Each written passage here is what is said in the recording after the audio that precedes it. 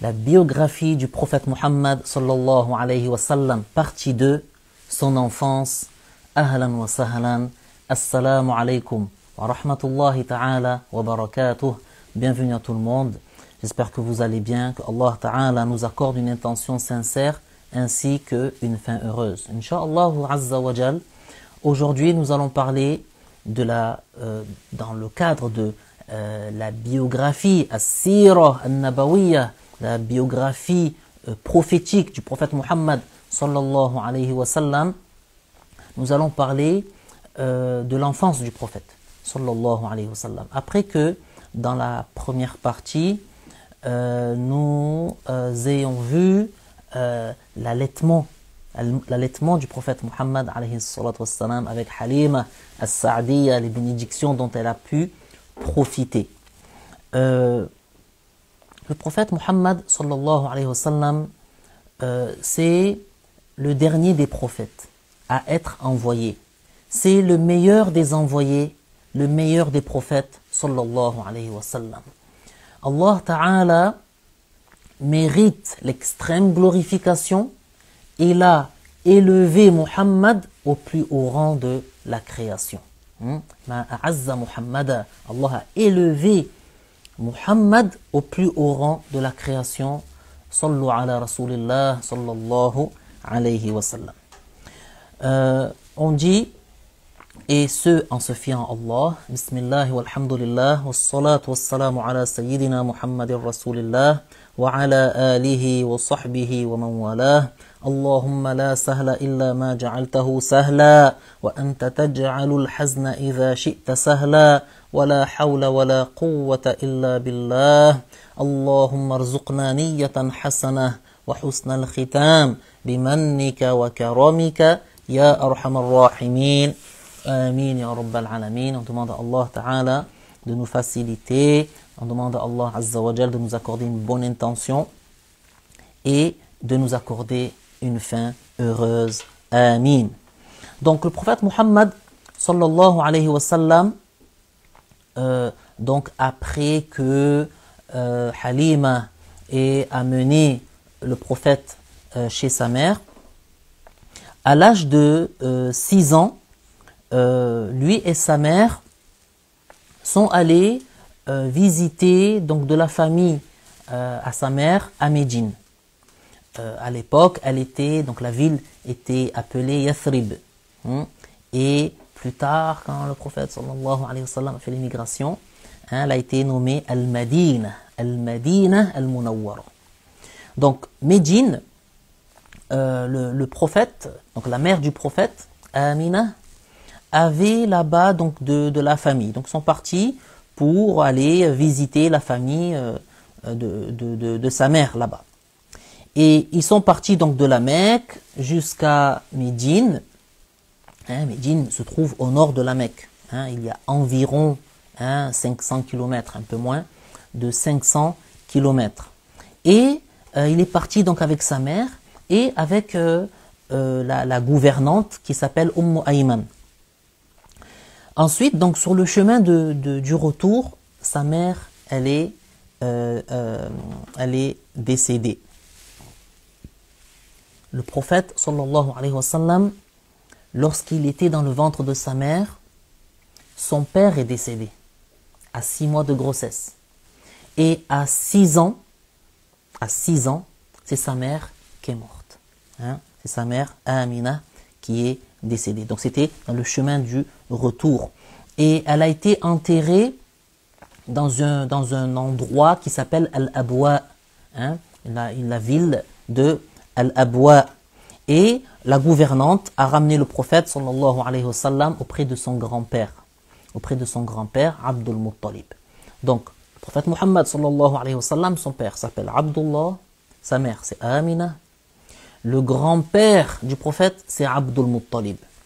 Et au décès donc de Abdullah, donc pendant la grossesse de Amina, c'est donc le grand-père qui a pris en charge Amina. Et quand il est né, donc c'était toujours Abdul Muttalib qui prenait en charge. Et quand il est revenu donc de ce voyage, c'était donc Abdul Muttalib qui s'est occupé du prophète sallallahu alayhi wa sallam. Abdul Muttalib, il a gardé jusqu'à l'âge de 8 ans, jusqu'à ce que le prophète atteigne l'âge de 8 ans, et à l'âge de 8 ans qu'est décédé Abdul Muttalib. Abdul Muttalib, le grand-père du prophète sallallahu alayhi wa sallam, est décédé alors que le prophète avait 8 ans. Il faut savoir que le grand-père du prophète Muhammad, le prophète Muhammad sallallahu alayhi wa sallam, donc Abdul Muttalib, lui, c'était un dignitaire à la Mecque. C'était quelqu'un qui était très connu, il était très célèbre, c'était un dignitaire, il avait de la notoriété, une grande notoriété, et même quand le prophète venait auprès de lui, il lui faisait donc une place à côté de lui, subhanallah. Et voilà, donc quand il a eu 8 ans, le grand-père du prophète sallallahu alayhi wa sallam est décédé. Donc, le prophète Muhammad sallallahu alayhi wa sallam a été confié à son oncle paternel, Abu Talib. Ensuite, après le décès de Abdul Muttalib, c'est Abu Talib. Abu Talib, c'est le frère de Abdullah. Abu Talib, c'est le frère de Abdullah. Et ils sont donc frères, donc de même père, donc c'est Abdul Muttalib, et de même mère également. Ils ont la même mère. Parce que le prophète sallallahu alayhi wa sallam a eu des oncles qui sont d'autres mères. Mais Abu Talib, il est donc son oncle paternel, qui est donc le frère de son père, Abdullah, de la même mère. Et Abu Talib a accueilli le prophète sallallahu alayhi wa sallam, l'a bien accueilli chez lui, et même, subhanallah, il s'est bien occupé de lui. Et même le soir, quand les enfants de Abu Talib voulaient manger, il disait: on attend mon fils Muhammad. Il disait comme ça, il disait: on attend mon fils Muhammad qu'il vienne pour manger, pour qu'il puisse manger, on l'attend. Subhanallah, il avait bien traité, il s'était bien occupé de lui, et même en particulier l'épouse de Abu Talib, qui est Fatima bint Asad, l'épouse de Abu Talib qui est Fatima bint Asad, également elle a bien traité donc le prophète sallallahu alayhi wa sallam, elle a élevé, elle lui a donné beaucoup de sa personne. Et même, faut savoir que plus tard, Fatima bint Asad, elle est devenue musulmane, elle est entrée en islam, et même elle est morte musulmane. C'est le prophète Muhammad sallallahu alayhi wa sallam qui l'a enterré. Il l'a enterré et à Médine, au cimetière de Al-Baqi'. Si vous allez, Inch'Allah, que Allah vous accorde, si vous avez la possibilité d'aller donc faire la Umrah ou bien le Hajj, quand vous passez par Médine pour la visite honorée et bénie de notre prophète Muhammad sallallahu alayhi wa sallam, également il est recommandé de passer par le cimetière de Al-Baqi', là où sont enterrés beaucoup de compagnons. Également Fatima bint Asad, Fatima bint Asad, et on va le voir Inch'Allah ta'ala dans ces cours-là, qui est la mère de notre maître Ali. La mère de notre maître Ali. Fatima bint Asad, c'est le prophète sallallahu alayhi wa sallam qui l'a enterré dans le cimetière de Al-Baqi'. Donc le prophète alayhi salatu wassalam, à l'âge de 8 ans, il a été confié à son oncle, et il est à savoir que les gens de Quraysh, donc Quraysh, une tribu, c'est une tribu donc à la Mecque qui est la plus noble, une grande tribu, et le prophète il est de Quraysh, de cette tribu-là. Et Quraysh avait donc l'habitude donc de faire du commerce, d'aller de voyager au Moyen-Orient pour le commerce. Ils faisaient donc ce commerce, ils vivaient du commerce, et ils faisaient 2 caravanes par an, 2 caravanes de commerce par année, une en hiver et une pendant l'été. Et on a une référence à cela dans le Coran. Les ila fi Quraysh, ila fihim rihlat ash-shita'i was-sayf. Hein? Ash-shita, c'est l'hiver, as-sayf, c'est l'été. Donc ils faisaient donc le commerce, ils envoyaient 2 caravanes de commerce, une l'hiver et une l'été, hein, jusqu'au Moyen-Orient. Donc de la Mecque jusqu'au Moyen-Orient. Et eux, les gens de Quraysh, donc ils avaient la Kaaba à la Mecque, et tous les Arabes dans la région glorifiaient la Kaaba. La Kaaba est restée malgré tout quelque chose de respecté, de glorifié. Ils venaient de toutes parts et ils faisaient ce qu'ils appelaient donc le pèlerinage à la Kaaba, même si ils adoraient des idoles. Eux, ils disaient comme ça, ils disaient on va faire le pèlerinage. Et ils disaient qu'on va faire le pèlerinage à la Mecque. Et il y avait des idoles qu'ils adoraient en dehors de Allah Azza wa Jal. Ils n'étaient pas musulmans. Donc, ce n'étaient pas des gens musulmans qui venaient adorer Allah Ta'ala en faisant le pèlerinage, mais quand même, ils venaient à la Mecque pour glorifier la Kaaba. Donc, étant sur place, qu'est-ce qu'ils faisaient? Eux, il suffisait donc aux gens de venir et d'acheter donc des marchandises, de les vendre, etc. Donc, ça leur permettait de gagner des richesses, beaucoup d'argent par rapport à cela. Donc, Allah Azza wa Jal leur a accordé des richesses. Allah Ta'ala leur a accordé une aisance de vie. Allah Azza wa Jal a fait en sorte qu'ils vivaient bien et qu'ils étaient en sécurité, parce que les Arabes qui glorifiaient donc la Mecque, la Kaaba, ne faisaient pas de mal aux gens qui habitaient autour de la Mecque. Hein, ils ne leur faisaient pas de mal, ils ne les attaquaient pas. Et Allah Ta'ala les avait préservés de la peur, il les avait préservés de la faim, par la richesse que Allah Ta'ala leur a accordée. Ar-Razzaq, Ar-Raziq. Qui est celui qui accorde la subsistance? C'est Allah. Allah Ta'ala, c'est lui qui en réalité accorde la subsistance.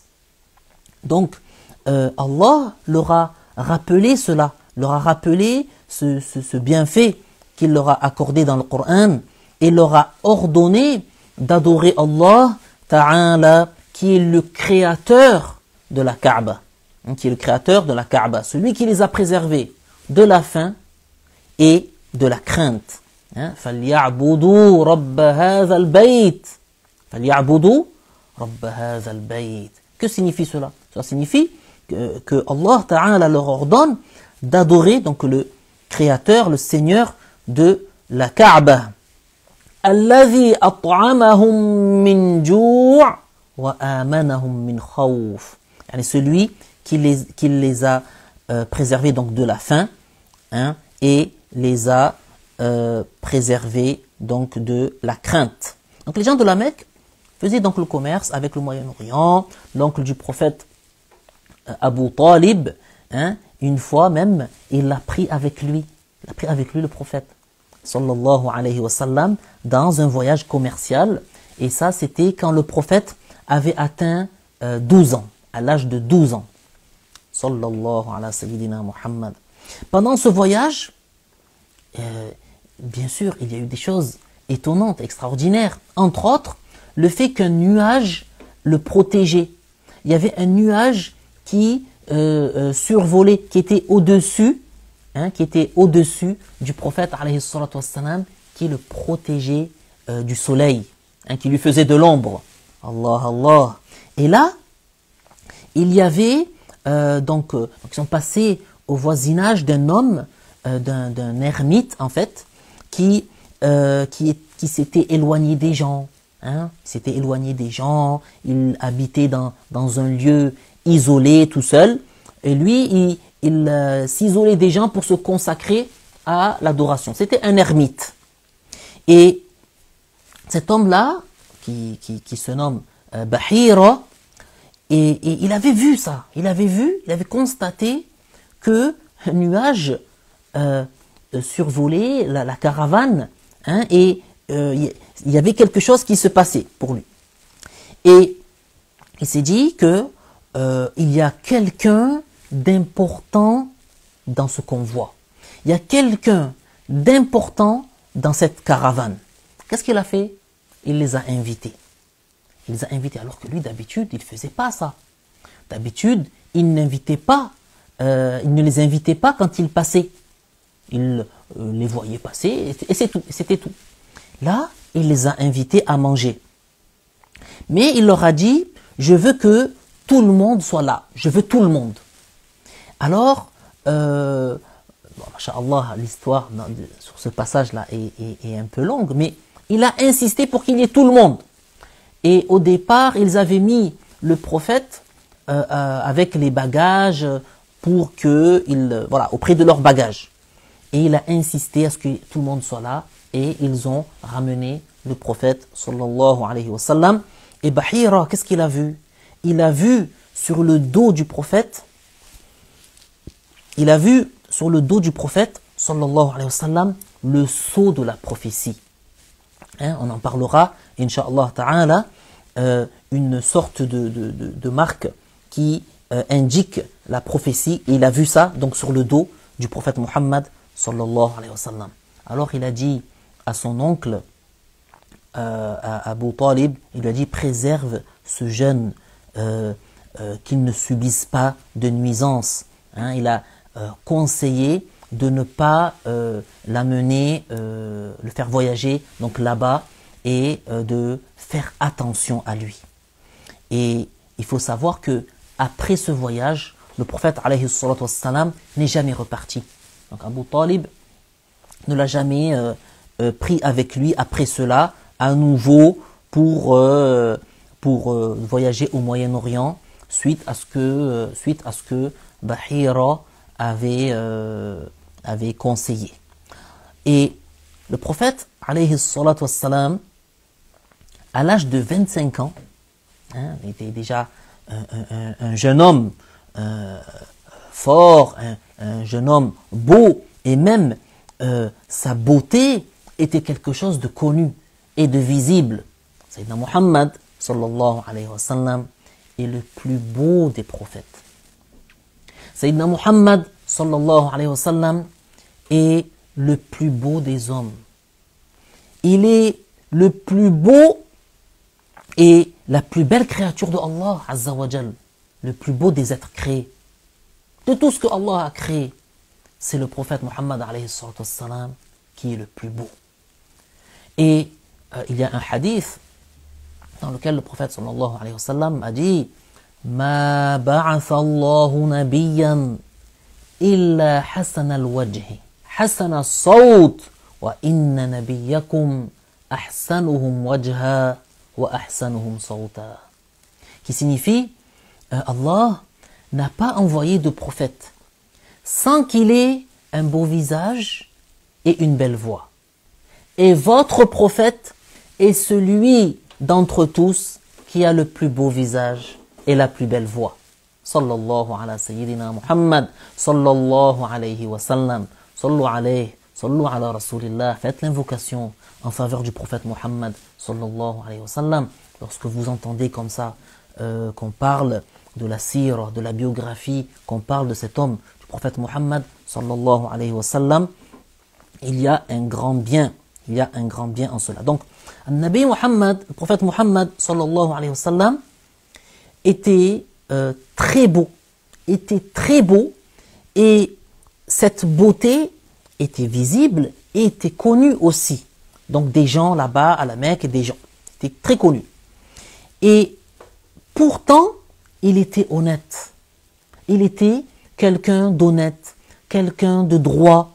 Il était quelqu'un de probe, c'est-à-dire quelqu'un dont l'âme est versée vers, dont l'âme n'est pas versée vers la débauche, vers la bassesse. C'est quelqu'un qui a un comportement de droiture, d'honnêteté. le prophète, alayhi salatu wassalam, hein, il n'a pas été connu de lui, que c'était quelqu'un qui commettait des actes immoraux. Aucun acte immoral, aucune bassesse, hein, a été relevé, hein, de sa part. Les gens n'ont jamais relevé de lui, ne serait-ce qu'une petite bassesse de caractère ou bien un acte immoral, que cela soit dans son caractère ou son comportement. Sallallahu ala sayyidina Muhammad. Bien au contraire, il était connu sous le nom de Muhammad al-Amin. Muhammad l'honnête. Al-Amin, c'est-à-dire l'honnête. As-Sadiq al-Amin. As-Sadiq, le véridique. Al-Amin, l'honnête. Il était honnête, le prophète Muhammad, alayhi salatu wassalam, et les gens connaissaient ça de lui. Ils savaient ça de lui et étaient connus pour cela, pour son honnêteté. Lorsqu'il rentrait, lorsqu'il le voyait rentrer dans un endroit, il disait, il y a Muhammad l'honnête. Muhammad al-Amin. Lorsqu'il passait par là, ah, c'est Muhammad al-Amin, as-Sadiq al-Amin. Il était connu par cette appellation-là, sallallahu alayhi wa sallam. Et donc, à l'âge de 25 ans, son oncle lui a dit, voilà, il a été éprouvé donc financièrement, et il lui a dit, voilà, tu sais, nous n'avons pas beaucoup de moyens financiers, et il y a là une femme, Khadija bint Khuwaylid, qui elle est une femme qui a été mariée, bon maintenant elle ne l'est plus. Elle, c'est une femme qui a de l'argent, qui a des biens, elle envoie des gens faire du commerce pour elle. Alors si tu lui parles, je suis sûr qu'elle va demander, elle lui a dit, je suis sûr qu'elle va te demander donc de travailler, donc de travailler pour elle et de faire donc du commerce pour elle, et cela pourrait être un moyen de gagner de l'argent. Alors qu'est-ce qui s'est passé? Avant qu'il lui en parle, Khadija, elle avait entendu que son oncle, donc l'oncle du prophète, en avait parlé au prophète. Alors c'est elle qui est venue lui proposer cela. Elle est venue lui proposer cela. Elle lui a dit, voilà, si tu travailles avec moi, je te donne le double pour ton honnêteté. Si tu travailles avec moi, je te donne le double pour ton honnêteté. Vous voyez, l'honnêteté du prophète, sallallahu alayhi wa sallam, était quelque chose de connu.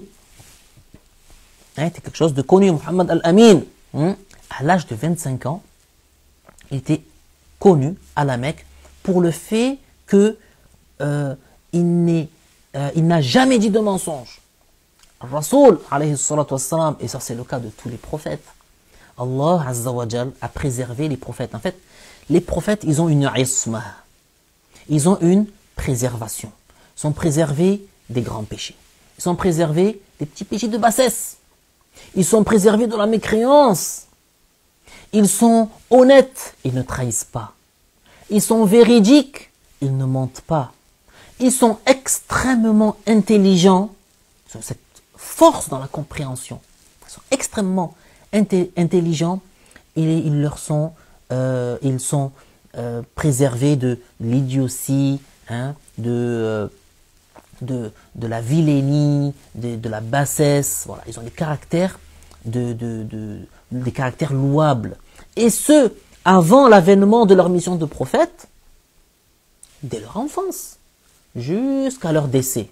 Ils ont cette isma, cette préservation. Donc, Rasoul, alayhi salatu wassalam, cela était connu de lui. Alors, qu'est-ce qu'elle lui a dit? Elle lui a dit, je te donne le double.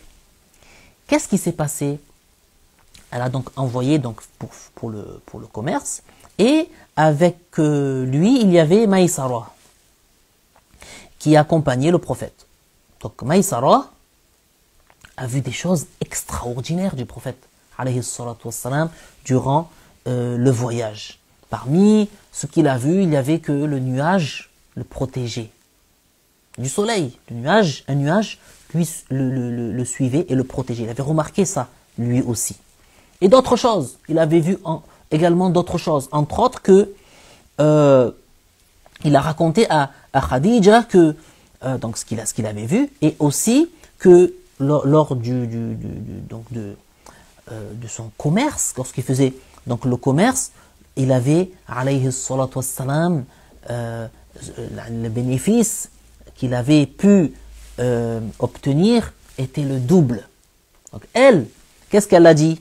Elle a dit moi je te payerai le double pour ton honnêteté, et lui, en étant honnête, il a ramené le double de ce que il ramenait habituellement les gens par la bénédiction du prophète alayhi salatu wassalam. Et là, Khadija, elle a vu donc ses bons caractères en lui, alors elle lui a proposé le mariage. Khadija, elle lui a proposé le mariage. C'est elle qui a proposé le mariage au prophète sallallahu alayhi wa sallam. Quel âge avait le prophète sallallahu alayhi wa sallam? Il avait 25 ans. Quel âge avait la dame Khadija? Elle en avait 40. Elle avait 40 ans. Et le prophète alayhi salatu wassalam en avait 25. Et le prophète Muhammad sallallahu alayhi wa sallam n'est pas un homme qui avait le cœur attaché aux femmes. Le prophète Muhammad sallallahu alayhi wa sallam, il n'avait pas le cœur attaché aux femmes. Regardez, alors qu'il était un jeune homme beau, il était le plus beau des hommes. Déjà, les prophètes sont les plus beaux. Et le prophète Muhammad, il est le plus beau des prophètes. Hein? Alayhimus salatu wassalam. À l'âge de 25 ans, il s'est marié avec une femme qui en avait 40. Alors qu'il était très beau, voilà, et que c'était quelqu'un de connu pour cela. Sa beauté et son honnêteté. Sa beauté avec l'honnêteté. Alayhi salatu wassalam.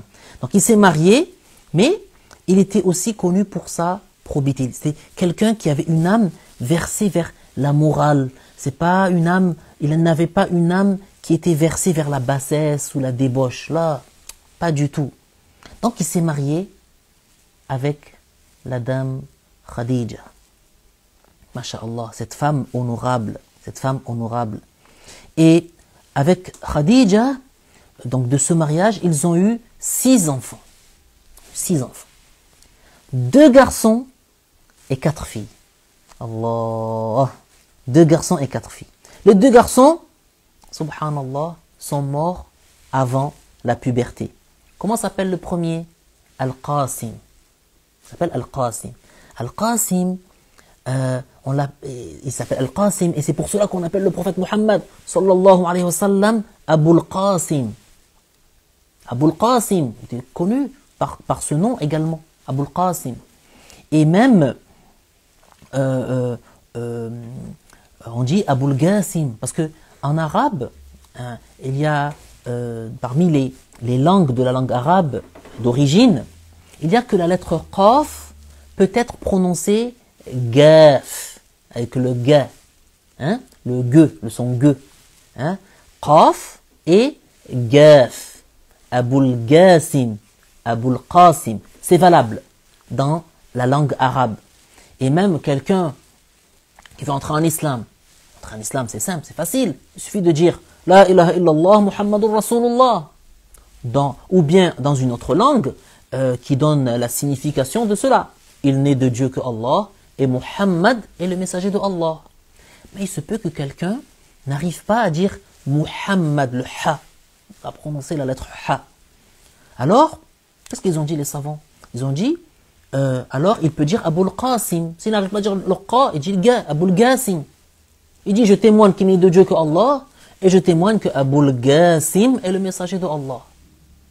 Ou bien il dit, je témoigne qu'il n'est de Dieu que Dieu, et je témoigne que Muhammad et je témoigne que Abul Qasim est le messager de Dieu. Voilà, ça c'est valable pour l'entrée en islam. Donc Al-Qasim, Al-Qasim, hein, c'est donc le premier. Et le deuxième, il a 3 prénoms. Le deuxième, il a 3 prénoms. Il ne s'agit pas de 3 enfants différents. Non, le deuxième, il a 3 prénoms. Premier prénom, c'est Abdullah, Tayyib et At-Tahir. C'est la même personne. Des fois, il se peut que vous entendez ou bien vous lisez que voilà, il a eu un enfant qui s'appelle At-Tayyib. Et que un autre Abdullah. En fait, c'est le même. Abdullah et Tayyib, c'est le même. Abdullah, Tayyib et At-Tahir. C'est le même garçon. Il est mort avant la puberté. Subhanallah. Combien de filles il a eu avec la dame Khadija? 4 filles. Masha'Allah. Ruqayya, Zainab, Kulthum et Fatima. Et Fatima. Donc ces 4 filles-là, donc 4 filles et 2 garçons avec la dame Khadija, de ce mariage-là, ce mariage béni. Et le prophète, alayhi salatu wassalam, à l'âge de 35 ans, après cette période, à l'approche des 40 ans, le prophète Muhammad, alayhi salatu wassalam, lui, il préférait s'éloigner des gens. Il se rendait dans une grotte, dans une montagne, la grotte de Hira, Ghar Hira. Il allait là-bas, dans une montagne appelée Jabal al-Nour, Jabal al-Nour.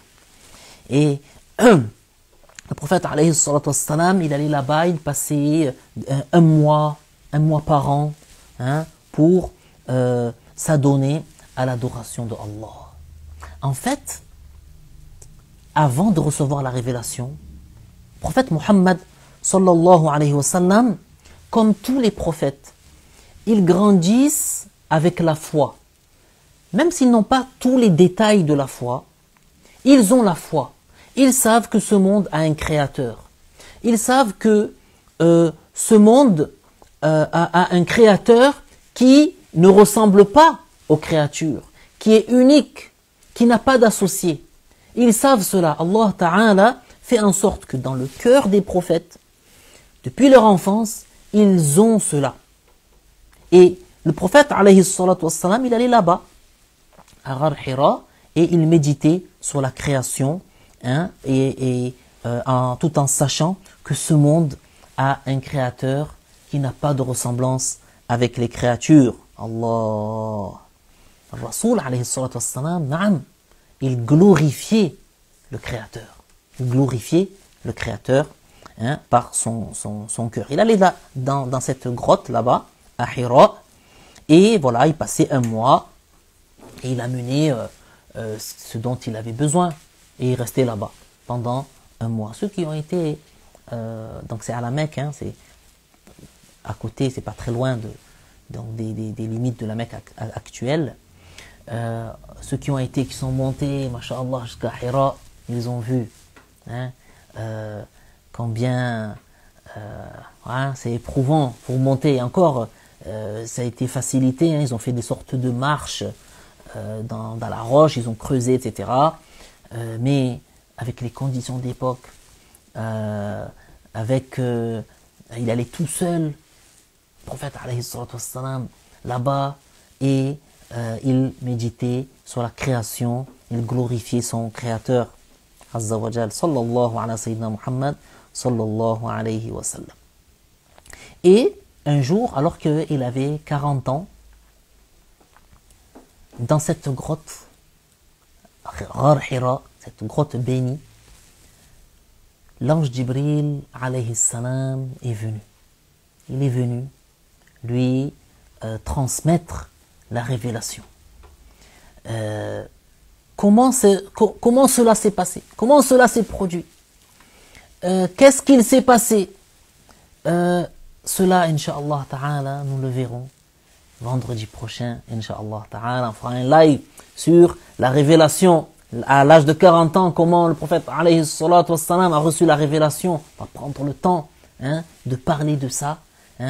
Et bien sûr, il y a quelques mises en garde de choses qui sont racontées ici et là. Pareil, subhanallah, il est important d'avoir une transmission, d'important d'apprendre par transmission la science de la religion auprès de gens dignes de confiance, bons et fiables, qui ont eux-mêmes reçu cette science auprès de gens bons et fiables, dignes de confiance, en remontant ainsi jusqu'aux compagnons, jusqu'au prophète, sallallahu alayhi wa sallam.